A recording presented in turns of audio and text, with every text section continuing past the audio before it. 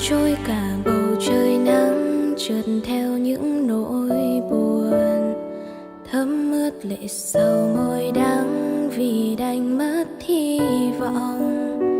Lần đầu gặp nhau dưới mưa, trái tim rộn ràng bởi ánh nhìn, tình cảm dầm mưa thấm lâu em nào ngờ. Mình hợp nhau đến như vậy, thế nhưng không phải là yêu. Và em muốn hỏi anh rằng chúng ta là thế nào, rồi lặng người đến vô tận, trách sao được sự tàn nhẫn.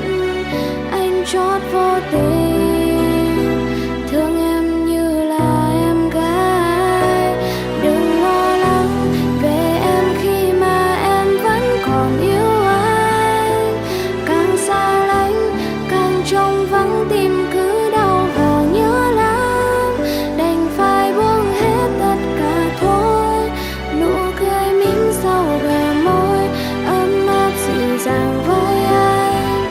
Em đã bao lần điên giấc nhìn trên cao khoảng trời yêu mà em lỡ dành cho anh. Giờ mây đến quyện thành bão giông tố đang dần kéo đến, trôi non háo hức đang đợi mưa. Rất giống em ngày xưa, mưa trôi để lại ngây thơ trong giấc mơ buốt lạnh. Tôi như yêu nhưng đến khi ai đó trôi từ trời đất như rung chuyển một người vỡ lòng.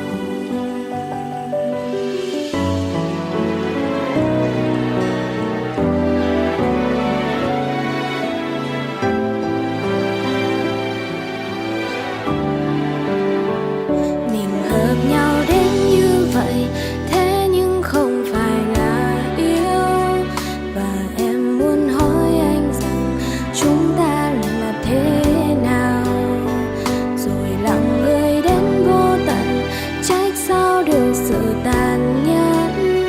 Anh trót vô tình thương em như là em gái. Đừng lo lắng về em khi mà em vẫn còn yêu anh. Càng xa lánh càng trông vắng, tim cứ đau và nhớ lắm. Đành phải buông hết tất cả thôi, nụ cười mỉm sau bờ môi ấm áp dịu dàng với anh. Em đã bao lần điên giấc nhìn trên cao khoảng trời yêu mà em lỡ dành cho anh. Giờ mây đến quyện thành bão giông tố đang dần kéo đến, trôi non háo hức đang đợi mưa.